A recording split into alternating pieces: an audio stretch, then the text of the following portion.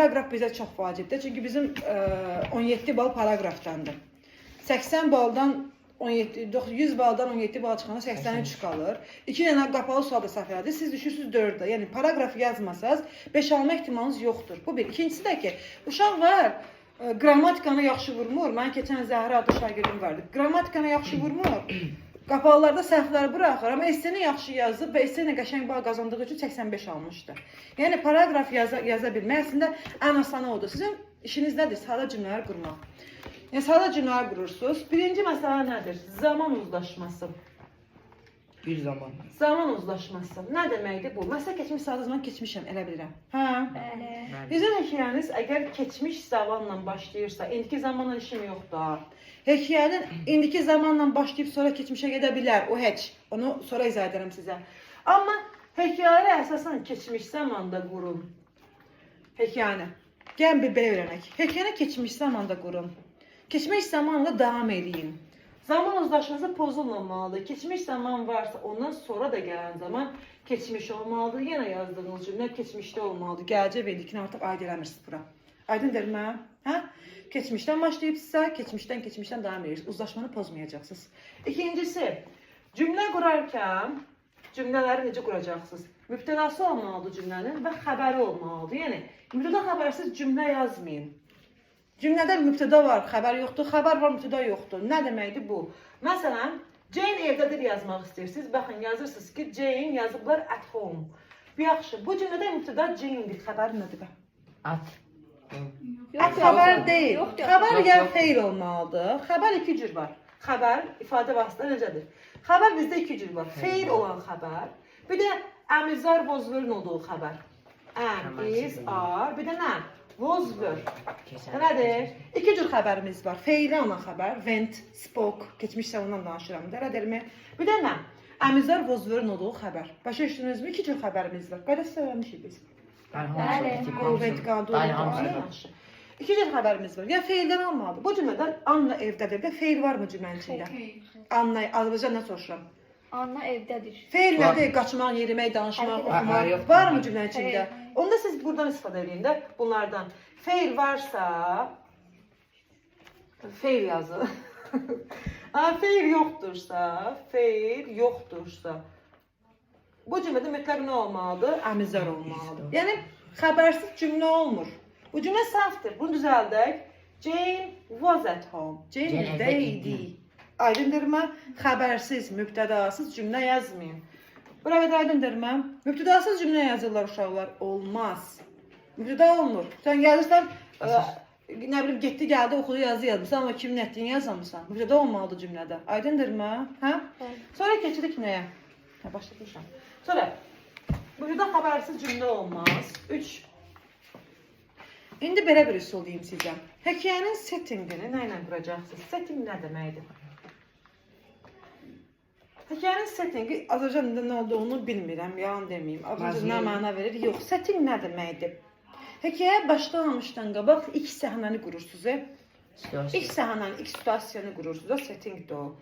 Setting nə deməkdir? Bir hekayə oxuyursunuz, hekayənin baş verdiyi yeri, baş verdiyi zamanı, baş verdiyi hava durumunu yazırsınız. Elədirmi? Settingi yaxşı qurmalısınız. Məsələn, istədiniz havadan başlayın, istədiniz, amma sizin o essenizin əlaqəsi olmalıdır, əlaqəsiz şey yazmayın. Havanın bir dəxli varsa, bir də ki, belə yaza bilərsiniz.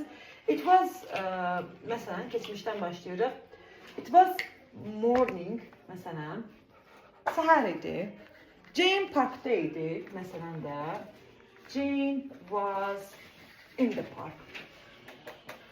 Uşaqlar, şeyə fikir verməlisiniz. Cümlələri yazarkən söz önləri yazın. Parkda, in the park. Parka, to the park. Parkdan, from the park. Elədirmi? Bunlara fikir verməlisiniz. Yəni, setting qurursunuz. Aydındırmı? Adlandırma. 3-4 olsun. Adlandırma. Şəxslara adlandırma. Şəxslara ad verin. Yəni, o şəxsləri adlandırın. Onlar arasında əlaqə yaradın. Ata, ana, nə bilim, bacı, qardaş olsun, dost olsun, nə bilim, onların peşəsini yaza bilərsiniz. Amma peşənin bir əlaqəsi varsa orayla. Aydındırmı? Yəni peşəsinin əlaqəsi yoxsa o artıq cümlə hesab olunacaq. Yəni bal kəsə bilərlər. Əlaqəsi şeyləri yazmayın. 4 yazdıq adlandırma. Bir dənə qəşəng bir şey deyəcəm sizə indi. Bunu bildik. Hə? Settingdə belə bir şey var. Settingin davamıdır bu. Settingdə belə bir şey var. Baxın. 2 dənə Azərbaycanla cümlə deyirəm. 2 dənə azın cümlə deyirəm. Bu cümlələrdən hamısının baxın. Demək istəyirəm məsələn. Jane məktəbdən evə gedirdi. Bu bir cümlə. O yolda pişik gördü. Azərbaycanla danışıram. Bizim Azərbaycan dilimizdə əslində o məna var. İngilis dilində 4 dənə indiki zaman var, 4 dənə keçmiş zaman var, 4 dənə gələcək zaman var, 4 dənə keçmişə nəzərən gələcək zaman var. Ona görə ingilisdə 16 dənə zaman var. Aydındırmı? Əslində o zamanların mənası Azərbaycan dilində var. Eyni verdiyi məna bizim dilimizdə var. Bizim dilimizdə onun adı yoxdur, konkret bir qaydası yoxdur. Başa düşdünüzmü? Biz onu adlandırmayıblar bizdə. Baxın, cümləni təzədən deyirəm. Jane məktəbdən evə gedirdi. O yolda pişik gördü. Bu iki cümlədən hansı davam edəndir? Hansı prosesdir? Evə gedirdi. Evə gedirdi bir prosesdir. İcrada idi, evə gedirdi. Elədirmi?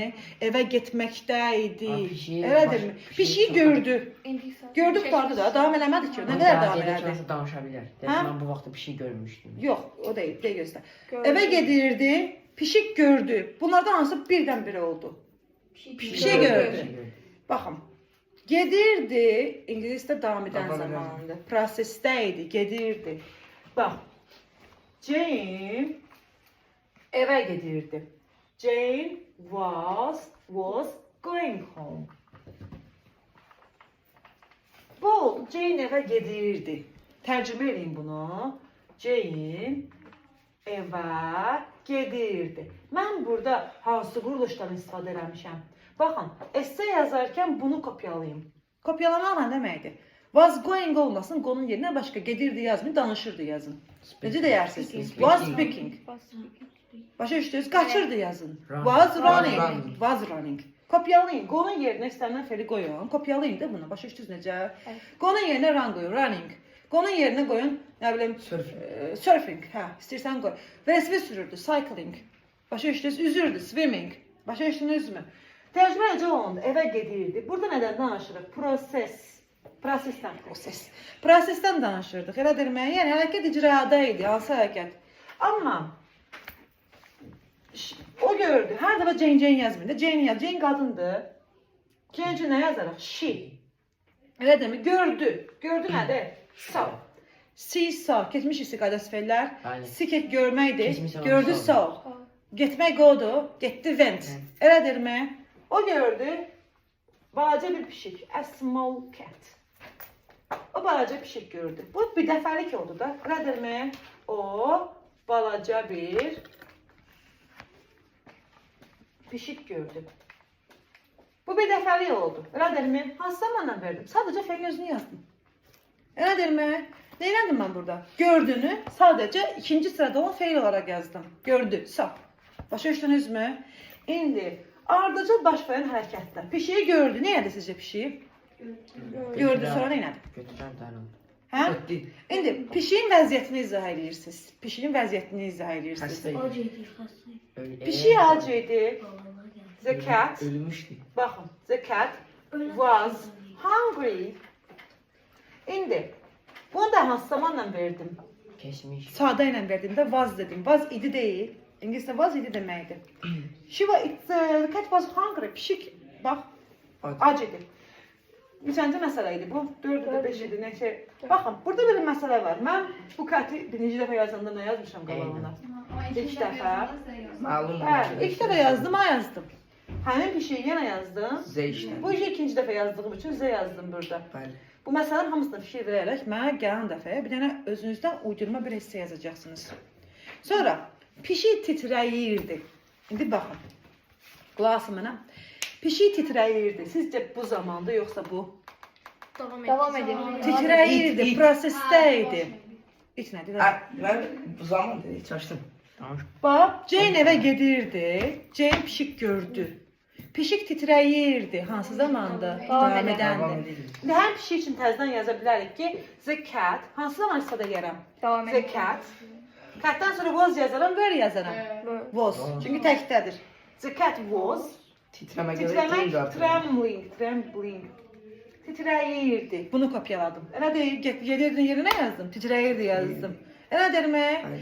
İndi sonra Jane pişiyi götürdü. Tek Hansı zamanda? Sağda. Bu da yoksa bu. Sağda. Bax, buna yazaq sadə zaman, sadə zaman. Buna yazaq davam edən zaman. DV mı yazaq? Ha, DV mı? Jane pişiyi götürdü. Sağda da davam edəndir. Sağda. Götürdü, bir dəfə götürdü, qutardı da. Nə qədər davam elədi ki, belə deyil. She götürdü. She took the cat. Kesin sen. Var. Baxın, siyahıda olan fellər üçün ikinci sıranı götürəcəksiniz. Siyahıda olan fellər hansı diqqətə öyrənmişdik ha. Ve iki. Hələ öyrənməyənlər var onlar.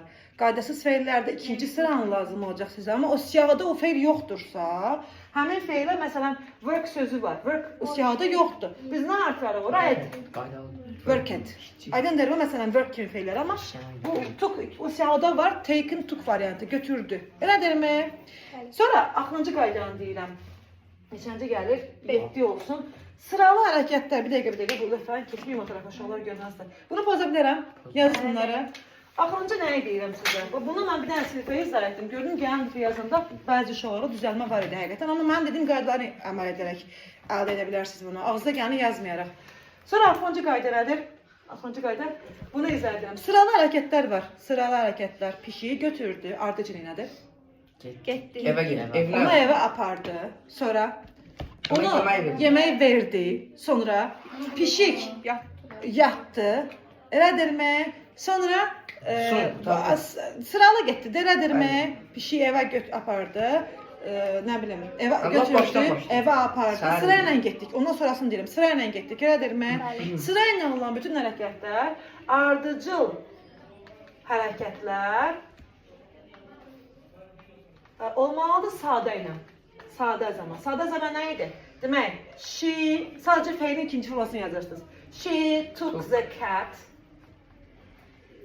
The cat. Pişiyi götürdü. And və and yazırsınızsa ikincidə she yazmağa ehtiyac yoxdur. And evə apardı getdi də bunu. To her home. O pişiyi evə apardı. Sonra o yedizdirdi. She. Sonra da yaza bilərsiniz burada. Then bağlayıcı əlavə edirsiniz. Sonra bağlayıcıdan istifadə edin. Then she yedirtmək feeddir. Keçmiş zamanda feddir. She fed the cat. Pişi yedizdirdi. Nəylə yedizdirdi? Süd ilə. Süd ilə nədir? With milk. And the cat was happy. Emosiyalar əlavə edin. Pişi xoşbəxt oldu, pişi nə bilim doydu, elədirmi? The cat was happy and o yatdı and xoşbəxt oldu desək. Bir də bu var. Sifəti feilləşdirin. Happy xoşbəxtdir. Xoşbəxt oldu, got happy. Bilirsiniz necə? Get feili. Bu get feili var, get got. Become, became. Bu feillərin bir mənası əldə etməkdir. İkinci mənası bilirsiniz nədir? Nigar. Xoşbəxt oldu, got happy. Bilirsiniz necə? Feylə qoşmaq. Bax, feilə qoşaq. Məsələn, mən qəmgin oldum filan şeyi görəndə. Qəmgin oldum. I become sad. I got sad. Çatdı? Çatmadı. Kim başa düşmədi bunu? Sifətin qabağında get yazın ya da become yazın. O sifəti feil şəklinə salın. Necə deyirsiniz ki, mən həyəcanlandım.